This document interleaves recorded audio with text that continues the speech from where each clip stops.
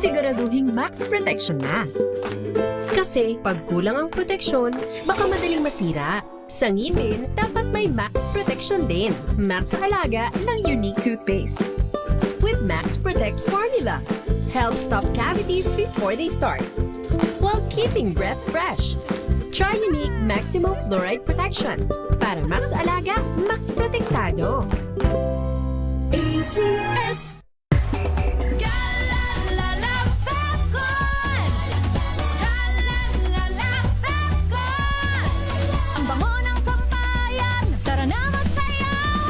Fabcon, amoy nakaka-joyful!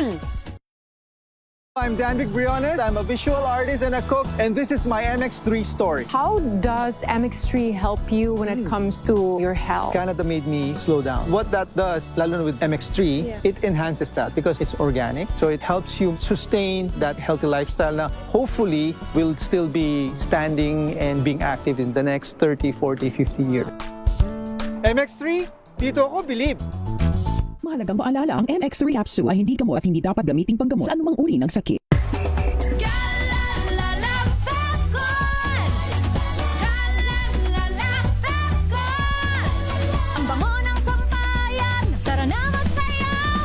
Fabcon, amoy nakaka-joyful!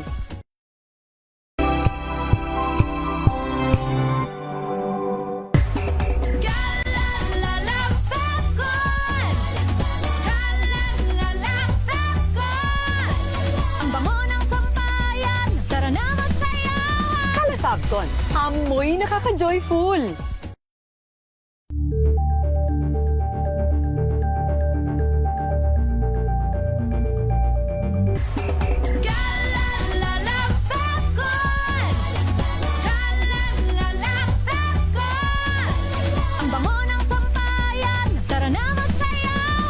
Fabcon, amoy nakaka-joyful!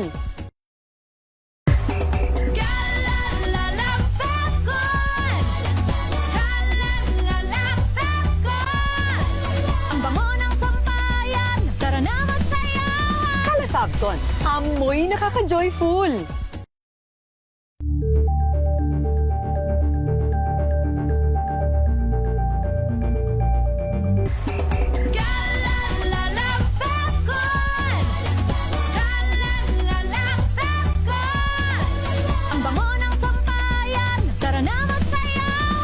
Fabcon, amoy nakaka-joyful!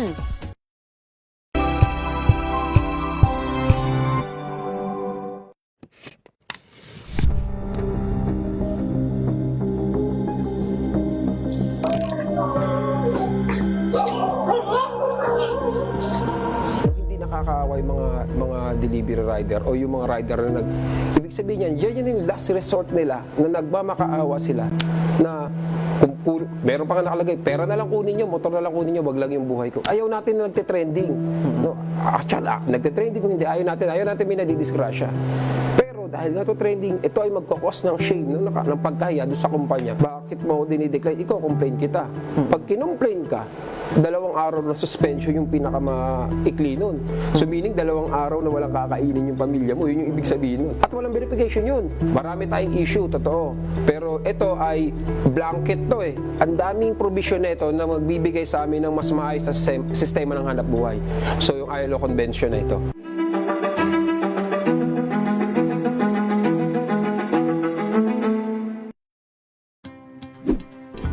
Check na araw mga health checkers. Pilipinas, Metro and Mega Manila, it's a midweek Wednesday. Malusog na gabi po, Luzon, Visayas, Mindanao. Magandang evening, Luzon, Visayas at Mindanao. Salamat sa inyong pagpaminaw, pagtanaw sa Maagang balitaan, maagang usapan sa mga issue at balita. Kasama si Kuya Angelo Palmones sa Magandang Umaga Pilipinas. Mula Lunes hanggang Biyernes.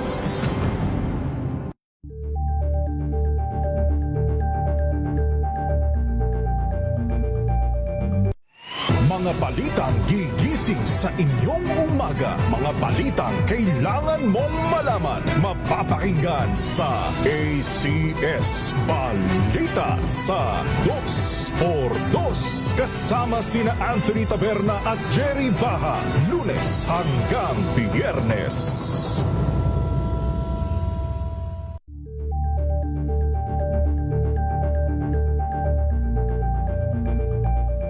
Tambalang Anthony Taberna at Jerry Baha ang gigising sa inyong umaga dahil lalatay ang humahagupit na diskusyon at komentaryo Lunes hanggang Biyernes sa 2x2.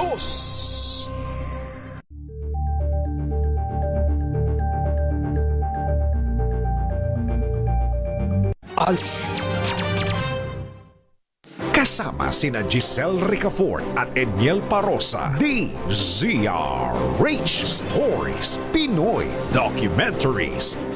Pagtapos mangyari ng Tacloban shooting incident noong Hunyo, ay may napigilan na kaso ang Philippine National Police. Back then, ang ginamit na termino ng authorities natin ay tila baga nagkaroon ng copycat effect. Copycat effect. Ibig sabihin, misto lang ginaya nung sumunod na kaso or sumunod na potential suspect, yun nangyari noong nangyari sa Tacloban.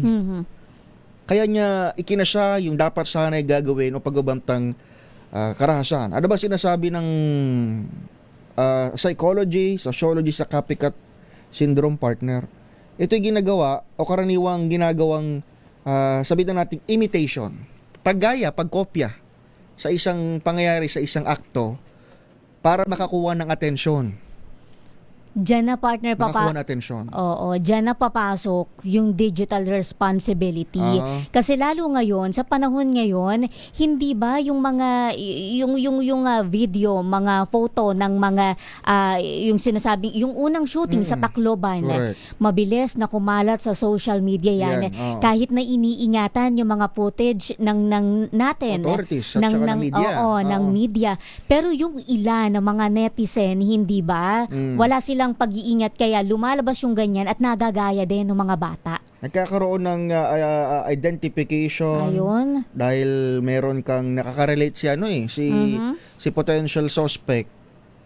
Nakaka-relate siya dun sa gumawa na una Kaya nagkakaroon ng identification. Nagkakaroon ng imitation. Kinokopya niya eventually. At nagkakaroon ng attention. Yun yung gusto nila attention. Pero masalumot na usapin yan. In the meantime, ating nang alamin kung paano pa pinaghahandaan ng ating kaguruan, ating sektor ng edukasyon, itong mga kumakalat at medyo napapadalas na insidente sa mga paaralan. Kasama sina Giselle Ricafort at Edniel Parosa, DZRH Stories, Pinoy Documentaries. Kasama natin ang tagapagsalita ng Teachers Dignity Coalition sa ating linya, si Sir Jim Lester Beleno. Good morning ho, welcome sa DZRH, sir. Good morning, sir. Good morning, sir at ma'am, at sa mga nakikinig po sa ating programa. Opo, Sir Jim, pinag-uusapan natin ngayon yung atin pa ring slated na nationwide simultaneous drill sa mga eskwelahan sa August 25 para ho dito sa mga potential, o wag naman sana, ayokong tawagin potential, pero pinangangambahang mga madagdagan pang school attack. Paano ba tayo, sir, naghahanda na sa ating sektor, lalong-lalo na yung mga guro natin?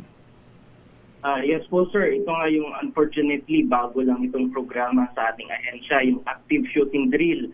At matagal na po itong ginagawa ng mga private schools, even here at abroad. So ito lang po ay isang hakbangin para sa mga ganitong mga pangyayari. Pero dapat mas tugunan natin yung pinakaugat. Kasi sa nakikinig nga ako kanina po, ito na ay naging systematic. Hindi na lang isolated. Nakita natin yung mga series ng kaharasan. At ito din po ay bunga ng isang kultura na marahas sa ating lipunan. At talagang dapat mangamba po tayo. Dahil yung mga paaralan na yung dapat yung natitirang ligtas, safe place, dito na yung mga kabataan natin ay napapasok na din ng mga ganitong gawain. Kaya po talaga sa hanay ng mga guro, nakakabahala, nakakalungkot. Siyempre, hindi tayo nawawalan ng pag-asa dahil tayo din yung kinakailangan ng mga kabataan pa rin natin. Sir, kanina ang binabanggit ninyo, ang una nating dapat gawin, tuntunin yung pinakaugat ng sistematikong problema na ito. Sa inyong hanay, ano po ba yung ugat na yon na inyo pong tinitingnan? Opo, ito po yung masalimuot, ma'am, kasi maraming factors na nagko-contribute dito. Kaya pinuna namin yung pahayag ni Yusek Claire Castro na para bang yung CC ay napunta sa isang factor, yung guro daw. Sino-sino po yung mga kasama ng bata at humuhubog ng bata? Unang-una, nandyan po yung pamilya. Pangalawa, yung komunidad. Pangatlo, yung mga kaibigan niya. At syempre, yung lipunan at yung estado din na nakikita niya at pa din natin binabanggit yung digital world natin. Di ba? Yung mga napupanood niya, na-access niya po sa virtual world na tinatawag natin. At isang component din dyan ay yung mental health niya. Kasi doon din yung isang factor na nakikita namin. Pag hindi yan na-treat, hindi yan na-proseso, ay makaka-apekto yan sa kanyang pagkilos, sa kanyang pag-isip. Sir, considering na lawak nga ng factors nito at actually mauubos yung isang oras na programa para lamang mapag-usapan yung ilang sa mga aspeto nito, kagaya na lamang na binanggit mo na digital world. Sa mga teachers, Sir Jim, paano tayo nag-a-adjust? Considering na medyo nagugulap tayo mula pa lamang June, pero parang ang tagal na, gano'n yung pakiramdam eh. Dahil sa sobrang dalas mangyari, 50 incidents sabi ng PNP, ang nai-record mula June. Paano tayo nag-a-adjust sa mga guro? Yes po, actually yung mga guro, siyempre tao din tayo. Nandun din yung pangamba. Kaya ginagawa po namin yung mga leader din ng mga ganitong organisasyon, ino-orient namin sila, dinedebrief. Kaya nga, kasama kami sa mga pagpupulong din sa Senado at Kongreso at tinutulak din namin itong pambalanse sa Child Protection Policy, yung tinatawag naman namin Teacher Protection Policy, para magkaroon ng kalinawan kung saan pwedeng pumasok talaga yung mga guro sa pagdidisiplina ng mga bata. Kasi yun po yung nawala na sa ating eskwelahan dahil kunting palo mo lang sa bata, pwede nang maging child abuse. Pwedeng pag sinabihan mo lang ng bata, kumbaga na tamad, mga ganon, yung parang kwan na daw sa kanilang dignidad. So dapat yun yung gusto din naming linawin, na saan pwedeng pumasok pa yung mga guro para bumalik yung pagdidisiplina ng ating mga kabataan. At dapat katuwang po dyan yung mga magulang kasi mamature yung mga nung nangyayari, lalo na sa pampublikong paaralan natin, ay parang ibinigay na lang yung full responsibility sa mga guro na hindi po dapat. So dapat yung education po ay sama-sama ang mga stakeholders. I-imagine ko, Giselle at saka Sir Jim, dun sa binabanggit mo, ang responsibility ay iniatas alone sa mga guro, pero yung accountability ay hindi naman ma-implement ng mga guro sapagkat walang masyadong restricted ba yung galaw ng mga teacher. Meron silang responsibilidad na hubugin ang mga bata, pero hindi naman din sila, alam mo yun, parang konting galaw ng mga teacher, sila ang masisisi, sila ang kulang. At the same time, ay kayo ang kailangan din ng proteksyon at kailangan din mahinga ng input sa mga ganitong klase ng bagay, Sir Jim. Yes po, at ito dapat din yung makita po ng ating estado, lalo na ng Malacanang, na dapat tignan muna yung karanasan ng bawat eskwelahan. Yung isang teacher po, halimbawa, 6 yung kanyang hawak na section, at ilan ba yung mga estudyante sa bawat section? Oo, no? Maabot po ng 40, 50 at meron ng mga 60. Paano mo matutugtugan yung mga bata? Diyan na po pumapasok ulit yung mga perennial problems natin. Kulang sa classroom, walang guidance counselors. Yun po yung binabanggit ko po kanina ng mga systematic problem na pwedeng mag-contribute na sa mga ganitong pangyayari. Sir Jim, binabanggit mo yung responsibilidad ng isang guro po, pero hanggang saan nga ba yung responsibility ng isang guro sa pagtukoy ng posibleng banta, posibleng violenteng aksyon ng kanyang estudyante nang hindi napapalitan yung primary role ng guidance counselor, ng mga psychologist, tama? Po, maganda yung tanong mo, ma'am, kasi balikan po natin ano nga ba yung primary role ng teacher. It's to teach, ba?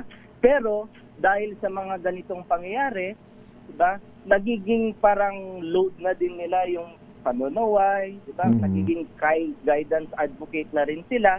Imbes sana na magturo lang, mag-assess sa mga bata, ay ganito na din po yung parang sabihin na nating service din ng mga teacher. Kaya nananawagan din po kami sa Estado, lalo na sa aming ahensya, na itong mga guidance counselors talagang dapat mag-hire na. At yung i-review yung polisiya tungkol sa ating mga security personnel. Kasi halos po yung mga security na nasa paaralan ay mga utility yung item. So kinakailangan na ngayon, di ba, katulad po ng mga private establishment, may mga ahensya po, di ba, na kung saan nag-provide ng mga security personnel. Baka timely na po na ganito din yung i-review ng ating ahensya. Sir, yung mga ganito klase ng drill, for example, sa August 25, sasanayin tayo. Pero kayo ba, sir, sa level pa lang ng mga guro, principal, may mga ano ba kayo, separate training ba kayo, na-equip ba kayo, paano i-handle yung mga ganitong klase ng potential attacks? Sa totoo lang, sir, wala pang sabihin nating formal na orientation na galing sa ahensya mismo. At syempre, sir, yung mga guro ngayon, kahit wala pang ganun ng formal orientation, ay sa sariling pagre-research nila, panunood nila, ay syempre naghahanda na, nag-anticipate na din po kami sa mga posibleng mangyari. So, sino palang magsasagawa ng training kasakali? Nakaatang po dyan, sir, sa admin ng school. Admin. Nandyan po yung RGMM, nandyan din yung mga Red Cross, yung mga ganyan po. At nandyan naman po yung mga kapulisan po natin. At yung mga ini-involve din yung mga PTA, mga parents po. Sir Jim, ang sabi pala ng Education Department, meron din tayong kakulangan ngayon sa mga guidance counselor. 1,000 yung registered counselor ang nagsisilbi sa mahigit 45,000 na mga paaralan nationwide, na ang dapat na ang ideal, isang guidance counselor sa bawat 250 na mga mag-aaral. Yes po, ma'am. At isang factor kasi dyan, ma'am, bakit walang, sabihin natin to mapasok sa full licensed guidance counselor, ay baka yung compensation. Kaya mas pinipili nila yung private, mga corporate world, kasi yun yung isang factor. At yung isa ding factor, hindi inviting para sa kanila. Dahil yung parang ratio ngayon, ma'am, is 1 to 500. So parang burdensome sa... Na doble yung dapat 250 lang.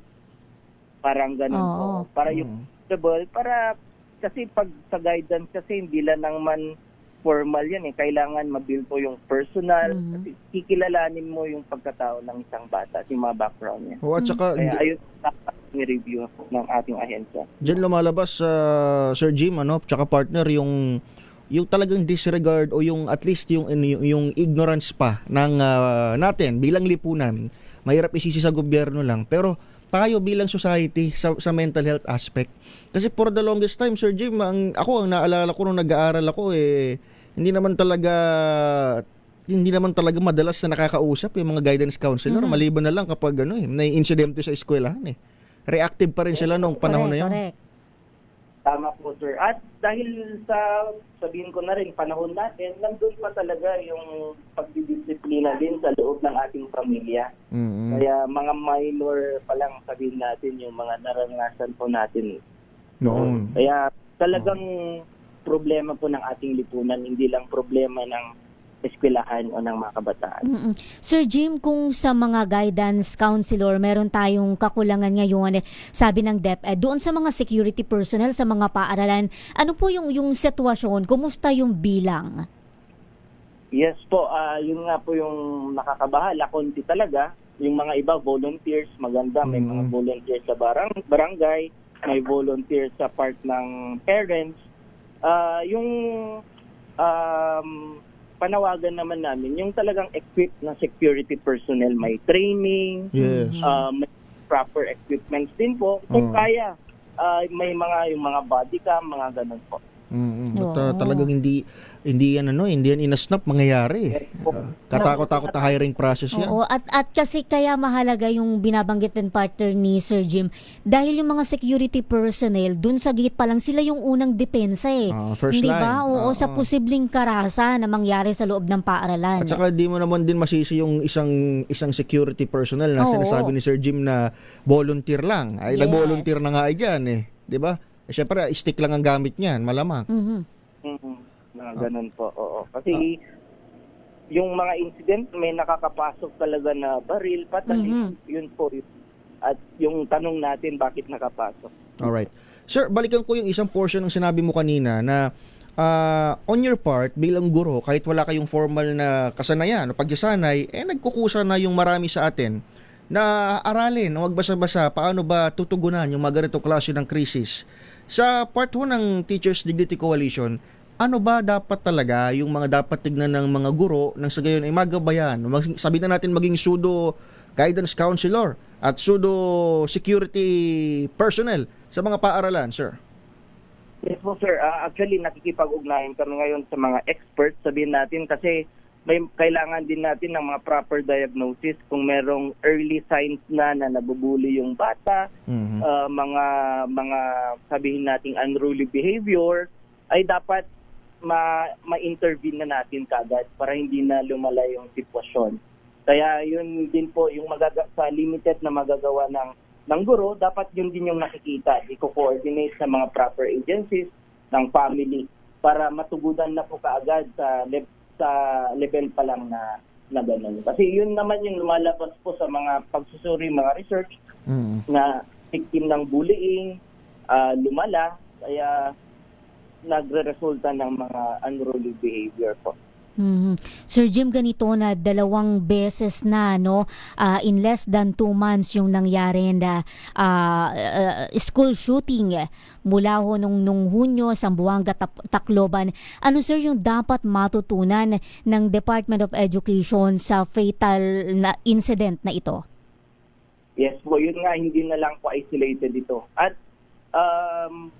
to take note po sa Ateneo de Zamboanga is a private university, prestigious university, sabihin na natin na na-assume natin na meron na silang yung mga security personnel at mga kagamitan. Pero meron pa rin ganong nangyari. So ito po ay wake-up call sa gobyerno, sa lahat po ng sektor at sa lahat po ng mga kabataan. Na ganito ba yung gusto nating tatahakin ang ating nasyon? Kasi yung mga kabataan pa rin natin, kahit anong mangyari po ang susunod, sabi nga ng mapag-asa ng bayan. Kaya tulong-tulong po tayo na pagsikapan ito. Sabi nga namin sa TDC, it is a whole society approach. Wala pong mga simpleng pulisiya o isang hakbangin lang ang pwedeng makapag-resolba nito. At kinikilala din namin na hindi lang kaya ng mga guro nito.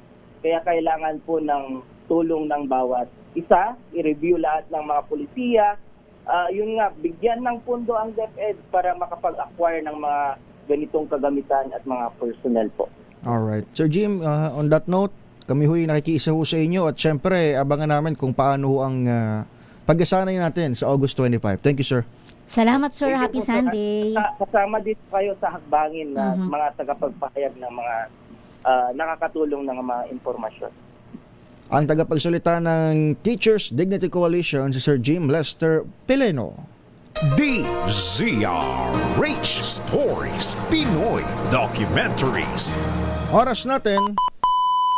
9:38 ng umaga.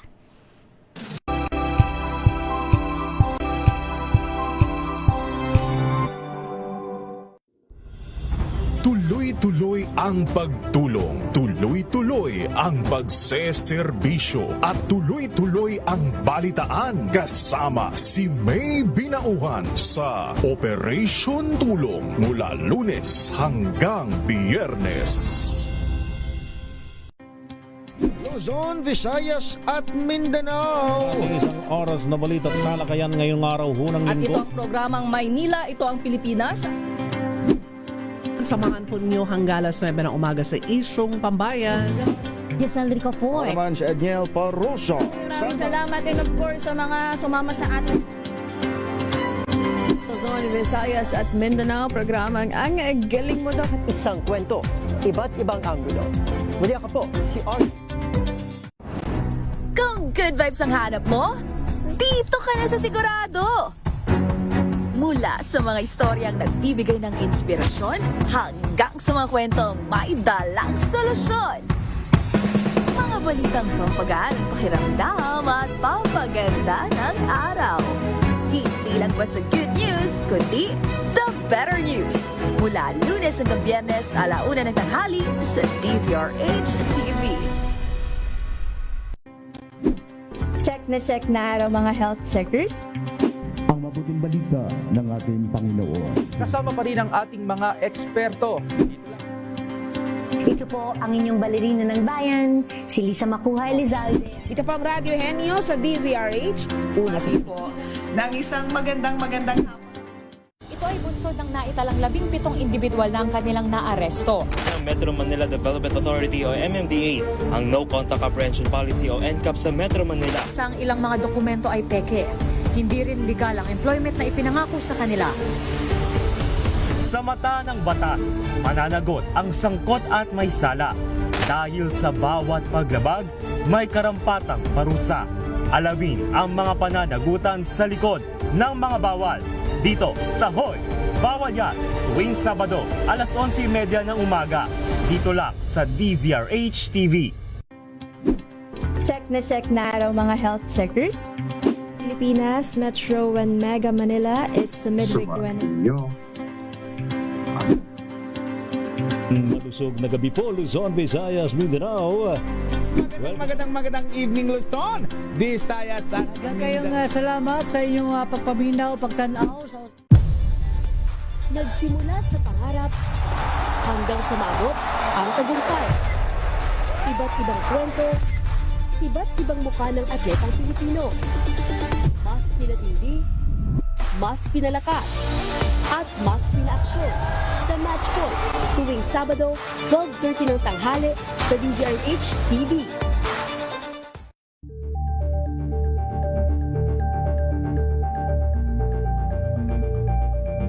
We've got you covered. From the hottest hits, exclusive interviews,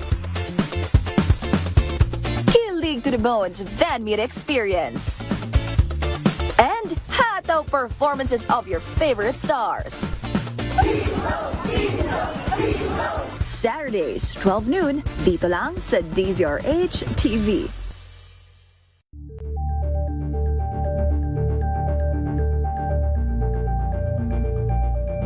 Kasabay ng mga hamon at pagbabago sa paglipas ng panahon, nananatiling tapat ang DZRH sa paghahatid ng serbisyo sa publiko. Mas pinalawak ang pagpapaabot ng balita at impormasyon, hindi lang sa radyo, kasama na rin ang telebisyon, live streaming at social media para ihatid ang mga kwentong makabuluhan at napapanahon saan ka man naroroon. Mula noon hanggang ngayon, mananatiling kaagapay mo ang DZRH, naninindigan sa paghatid ng katotohanan at sa paglaban sa patuloy na pagkalat ng disinformasyon at sa pagyakap sa makabagong teknolohiya at sa patuloy na pagsulat ng kasaysayan, mananatiling kasama mo ang DZRH saan ka man sa mundo.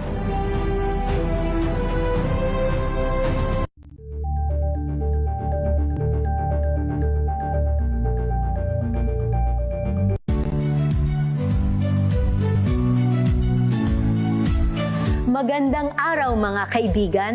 Ito po ang inyong balerina ng bayan, si Lisa Macuja Elizalde, na nag-aanyaya sa inyong samahan kami at ang aming mga espesyal na panauhin para sa kalahating oras ng masayang kwentuhan sa aming programang Art to Art, kung saan ang usapang sining at kultura ay para sa lahat. Huwag kaliligtaan, tuwing linggo, 3:30 ng hapon, dito lamang sa DZRH Radio, DZRH TV, at via online streaming.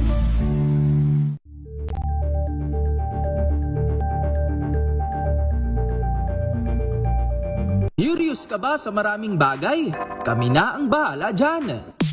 Aalamin, tutuklasin at bibigyang linaw namin ang mga katanungang bumabagabag sa inyong isipan. Sa programa kung saan ang bawat sagot ay galing lamang sa mga eksperto. Ang Expert's Opinion, tuwing linggo 3:00 ng hapon, dito lang sa DZRH TV. Luzon, Visayas at Mindanao. Isang oras na balita at talakayan ngayong araw hunang At ito linggo. ang programang Maynila, ito ang Pilipinas. Samahan po ninyo hanggang alas 9 ng umaga sa Isyong Pambayan. Giselle Ricafort. Naman si Edniel Parroso. Maraming salamat and of course sa mga sumama sa atin. Luzon, Visayas at Mindanao, programang Ang Galing Mo Daw. Isang kwento, iba't ibang anggulo. Muli ako po, si Arnie.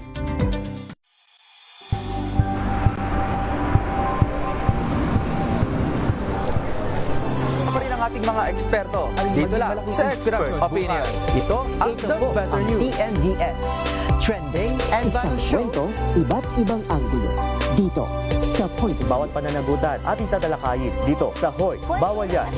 Pilipino, dito lang sa DZRH. Match up entertainment and lifestyle. Ito ang MBC TV Network News.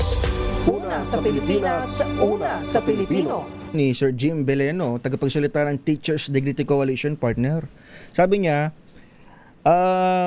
yes, nakaka-alarma na ang dami nating kulang. Guidance counselors, security equipment, at personnel alike. Pero magandang example yung sa Ateneo de Zamboanga in a sense na yung argument partner na hindi to hindi lang ito talaga lapses sa security o hindi lang siya lapses sa tao.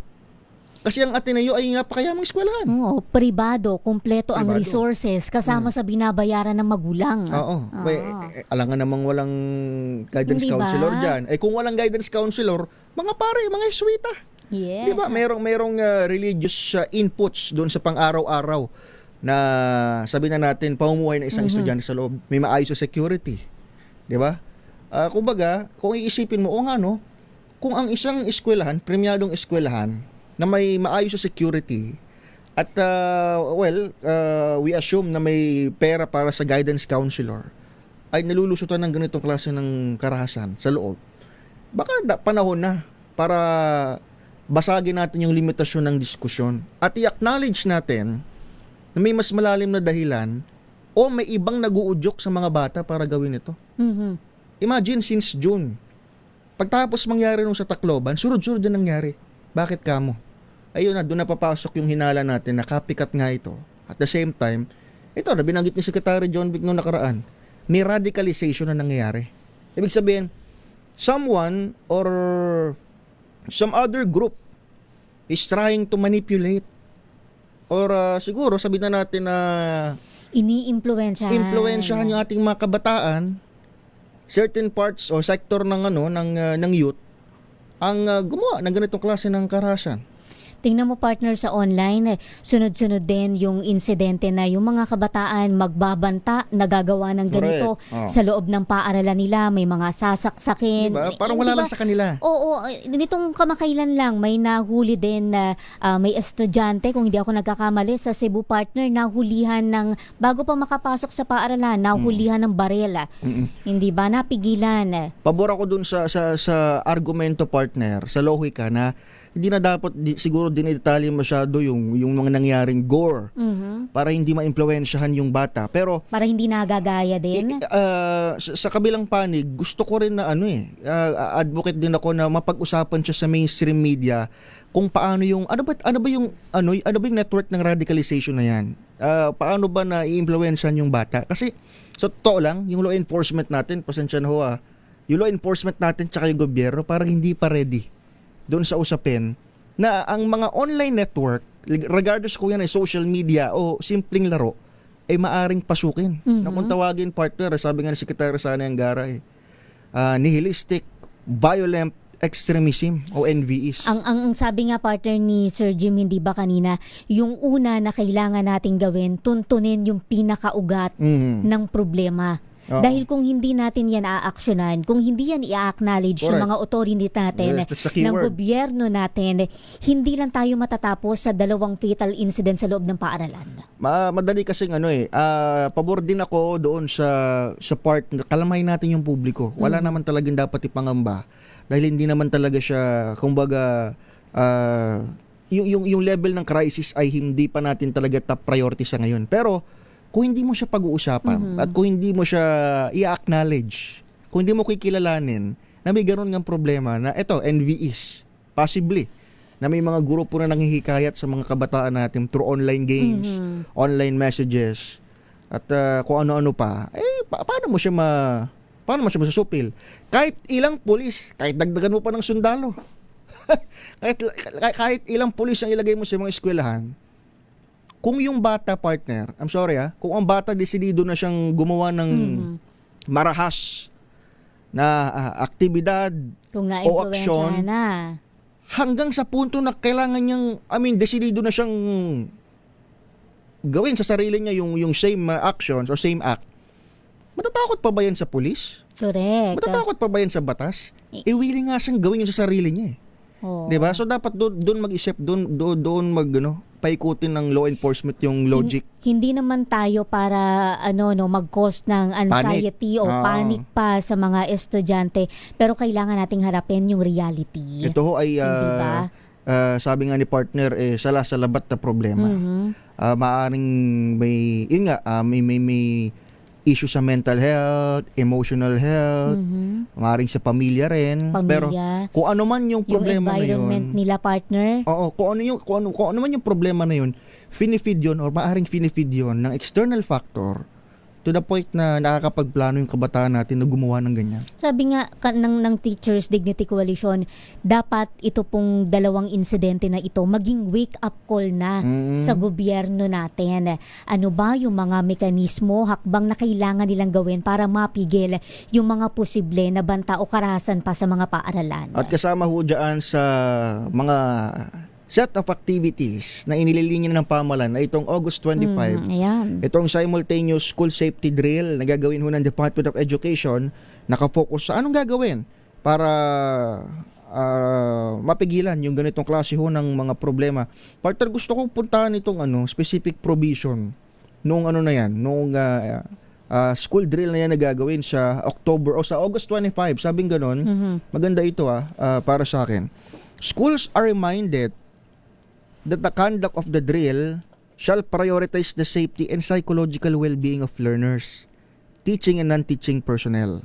It should be age-appropriate, sabing gano'n, trauma-enforced, and focused on preparedness, protective actions, coordinated response, and post-incident recovery. Maganda to na may pag-acknowledge sa part ng DepEd na ito'y hindi lamang nakasentro dapat sa security lapses, at kung ano-ano pang bagay na nakita nating kulang daw sa mga nagdaang mga shooting, kundi ang usapin na ito ay partner ay psychological at dapat ay trauma-informed din itong mga ganito klase ng paghahanda mula sa pamahalaan. Correct. Kasama sina Giselle Ricafort at Edniel Parosa. DZRH Stories, Pinoy Documentaries. Hay! Bigat! Sunday na Sunday Ang bigat ng pinag-uusapan. Oo, kaya nga kasi syempre tayo. Pero dapat pag-usapan. Oo, syempre may mga kapatid, kakilala, mga anak, di ba? At syempre yung mga magulang natin, hindi ba dapat ang paaralan ligtas na lugar para sa kanilang mga anak. Alam mo, nadudurog yung puso ko para sa mga magulang partner na akala nila okay silang pamilya. I mean, lahat naman siguro dumaan sa teenage hormones. Nagkaroon ng hormonal di ba? Kung ano mga epekto sa ating emotions tayo na sa teenage years. Pero ang nakakalungkot na sa ganitong klase ng ng crucial na age para sa mga bagets, ang nakaka-impluwensya sa kanila invisible. Ibig sabihin, mga hindi nila kakilala na tao online. Kaya mahalaga, partner, talaga yung yung sa hapagkainan, na pag-uusapan, hindi ba, na nakakausap, nakukumusta yung inyong mga anak. Mahalaga talaga yun Although syempre sa reality hindi talaga siya nangyayari dahil by the book maganda eh. Pero sabi nga ni Sir Jim ng Teachers Dignity Coalition ito ay hindi lang trabaho ng mga guro o ng eskwelahan. Yes. At tanggapin din natin, in the first place, ito'y trabaho ng magulang. Nagsisimula sa tahanan talaga ang paghubog sa mga anak nila. Masakit lang tanggapin din na parang ginawa mo na lahat pero kulang pa rin. Pero babalik yan doon sa eskwela. Binabati natin si Angelo Redaha. Sabing gano'n pwede na raw maglabas sa malolos. Happy Laba Day, sabi niya gano'n. Uy, marami pang partner kahit na may mga araw na umaraw. Oo, marami pa ring lugar yung baha. Kala ko marami ka pa rin laba. Marami pa ring labahan. Hindi natutuyo hanggang ngayon. Sa Pampanga, may mga area pa rin talaga na hanggang bewang daw yung baha hanggang ngayon. Sa inyo, lalayo ka pa sa Bulacan. Sa Bulacan. Oo, nakabangka yung mga, parang hindi na ata marunong maglakad yung mga nandyan. Biro lang ho. Si Saturnino Lauay Sr. mula naman sa Quezon City, hindi pa talaga hamdang gobyerno, sabi ni Enrique sa ating Facebook comment. Sabi niya gano'n, pero ginagawa na raw ng paraan. Sa States nga, massacre sa school, naku po. Pasintabi ko sa mga nag-aagahan. Pero ang ginagawa, hindi pa din nila mapigilan. Yun ang masalimuot na bagay. Nakikinig sa atin, partner, si former NBI Director, si Judge Jaime Santiago. Hi, Judge. Good morning. Happy Sunday po. Palaging nakatutok sa ating palatuntunan. Nanonood din ngayon sa Barangay Sapang Buho, Palayan, sa Nueva Ecija, si JV Valdez. Happy Sunday po. Happy Sunday. Si Jay Morales, sabi niya gano'n, schools shall strictly implement security measures consistently. Mahalaga rin yun consistent dapat. While parents restrict discipline and control, monitoring daw yung usage ng social media. Pero na nga, siguro dapat maging pag-usapan din, yan. Partner. Masyado kasing maluwag. Oo, masyado maluwag. Dati partner, may pag-aral dyan pinag-aaralan yan sa communications. Diba, dudes, siguro mga nasa masters ngayon, siguro nasa bachelors. Dati, nung panahon natin, partner. Oo, nung araw. Tanda na. Nung panahon natin, ang screen sa bahay, isa lang. Yun ay TV. Television lang. Kada manonood ka ng TV, kahit ayaw mo nang pinapanood na news ni tatay o ng sports ni kuya, kahit ayaw mo niyan, pag nagbukas sila ng TV, yun lang ang papanoorin mo. At saka lahat kayo, nagkakaroon kayo ng shared experience. Ibig sabihin, sama-sama kayo nakikinig ng radyo, sama-sama kayo nanonood ng TV, meron kayong shared experience. Kahit di kayo mag-usap basta naka-on ang TV at nanonood kayo, iisa lang yung consumption ng media. At kapag may inappropriate dyan, pwede kang takpan ng mata, pwede kang palabasin ni tatay, ni nanay, kasi isa lang yung screen. Wag mong gagayahin yan. Ngayon, ang problema ngayon, maganda siya dahil sa progresibong paraan, pero ang masalimuot ngayon, partner, sa isang bahay, ang dami ng screen. May solo-solo ka mo. May solo-solo screen na. Ibig sabihin, hindi nyo na namomonitor yung screen usage ng bawat isa. Meron bibihira na magkaroon ng shared experience or shared knowledge sa mga bagay-bagay. Kahit lagyan ni magulang yung screen ng cellphone ng anak niya ng restrictions, hindi niya pa rin makikita kung ano talagang napapanood o napapakinggan. Yun nga, partner, yung sasabihin ko sana, hindi naman sa pag-question sa pagiging magulang ng ilang magulang na. Kaya lang, partner, parang yung iba kasi nasanay na kapag nagmamaktol yung anak, sasalpakan lang telepono, ng yung cellphone. Sasalpakan lang ng cellphone. At kapag kababawiin mo yan, magtatantrum ang bata, magtatantrum sa bata. Ano nangyayari? Yun ang nagiging magulang ng bata. Oo, nakakalungkot na maghapon ang bata nakaharap lang doon. Hindi ba nagiging rin yun doon yun yung nagiging batayan ng paghubog sa utak ng bata, ng anak mo, hindi ba? Alam naman natin na may busy na mga magulang, pero wag nating ipaubaya yung pagiging magulang doon sa social media. Sa gadgets, di ba? Oo, nung araw nga, partner, hindi ba mas maganda na masugatan ka, madapa ka sa labas? Hindi ba habang nagpipiko, nagte-text, nagtuturumpo? di ba? Nagluluksong ano ba yon? Luksong baka? Luksong baka, luksong tinik ayun, parehas. luksong tinik. Partner, may tanong ako, ilan ang cellphone mo? Nung araw? Ngayon. Ang cellphone ko ngayon, 2 dahil sa trabaho natin Dahil sa trabaho, kailangan. yes, Oo, pero kapag wala ako sa trabaho, pag day o partner, hindi mo ako makikita na nagsa-cellphone. Bibihira. Meron kang dalawang cellphone, meron ka bang desktop or laptop? Meron akong laptop. Meron kang television sa bahay? Hindi na. Sabihin natin, at least ang isang Giselle Ricafort ay may 3 screen sa kanyang buhay. Bakit ko siya tinatanong? Bakit ko tinatanong yun? Para lang ma-visualize natin bago tayo magpaalam. Noon, sa isang household, kunwari, meron kayong sa isang bahay, sa isang tahanan, meron kayong 5 miyembro. Dati ang 5 miyembro ng mag-anak, isang screen. Yes. Ngayon, baliktad. Ang isang tao, sa loob ng isang bahay, meron 2 screen. Oo, correct. Baliktad na. Dati, meron kayong shared experience. Ngayon, ikaw na ang ginagang up ng mga screen mo. Mag-isang tao ka.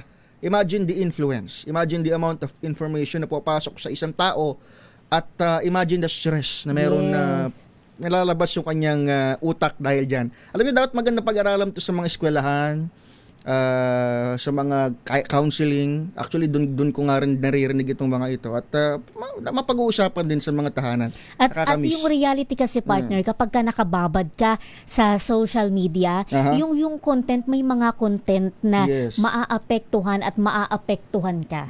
At hindi ba? Wala kang choice kundi maapektuhan. Oo, kaya kaya ako sa sarili ko, nag-decide ako na yung screen time, babawasan mo talaga. Saka lalo pag day off mo. Pag day off, partner, walang talagang naka-airplane mode ako. Yan, Ganon. Ay, sana nga ay magkaroon tayo ng ganyang klase ng disiplina.